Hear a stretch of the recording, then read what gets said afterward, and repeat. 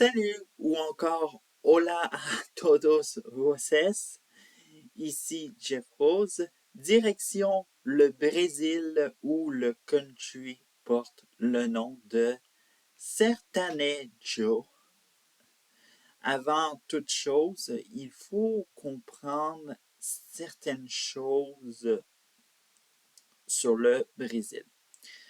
Entouré de voisins hispanophones, le Brésil est un pays lusophone, soit qui parle le portugais. Comprenez que le sertanejo se chante presque exclusivement dans cette langue.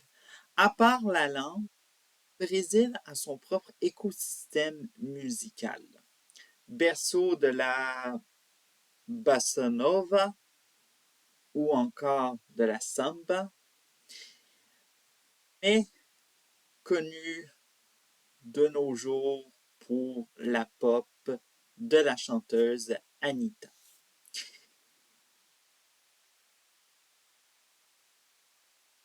Paul au bord de la côte atlantique, car notre genre musical en question nous amène à l'intérieur des terres. Sertanejo est dérivé de Sertão, traduit comme l'arrière-pays du Brésil. L'histoire du sertanejo se compose actuellement de 5 ères. La première ère, fin des années 1920 à 1945, sont les débuts. Les chansons évoquent le style de vie de l'arrière-pays et la beauté des paysages ou même des 1945 à 1969, le sertanejo entre en concurrence avec d'autres genres musicaux en provenance du Mexique et du Paraguay. Et le sujet des chansons aborde de plus en plus l'amour et la romance.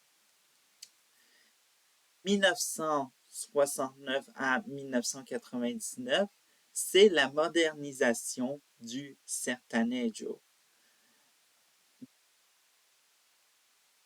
Limité dans les cirques, les rodéos et les radios AM, le sertanejo est diffusé dans les années 1980 sur les radios FM et à la télévision.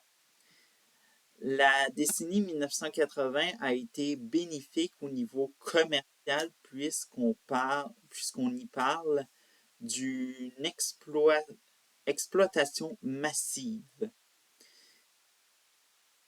2000 à 2019, le sertanejo se rajeunit, en particulier avec le style universitario. J'espère que je l'ai bien dit. Bref, je parle pas portugais normalement. Alors, bref. Le public cible est les étudiants et est joué dans les fêtes universitaires. Mais c'est aussi dans cette quatrième ère que le sertanejo a connu du succès hors des frontières du Brésil, comme Acecho Tepeco de Michel Tello ou encore Balada de Gustavo Lima. Depuis 2020, et ça c'est la cinquième ère toujours qui se fait, Le sertanejo est dans sa cinquième ère et elle est dédiée en agro-nejo.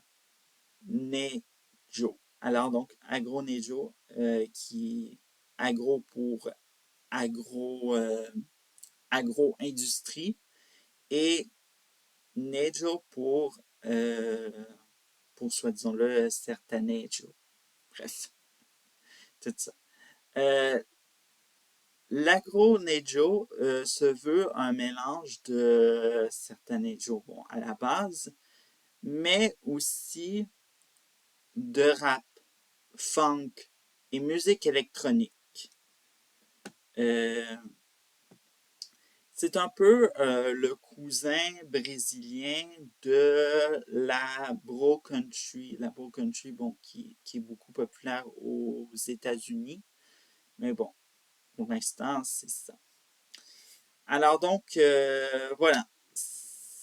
C'était un peu tout ce que j'avais à dire, que ce soit au niveau de l'histoire de ce, du, du certain age, excusez-moi. Mais aussi, je vous ai fait un peu découvrir, je vous ai emmené un peu au Brésil pour l'instant. Alors donc, l'un des genres musicaux les plus écoutés au Brésil, c'est Jeff Rose pour Country Petit.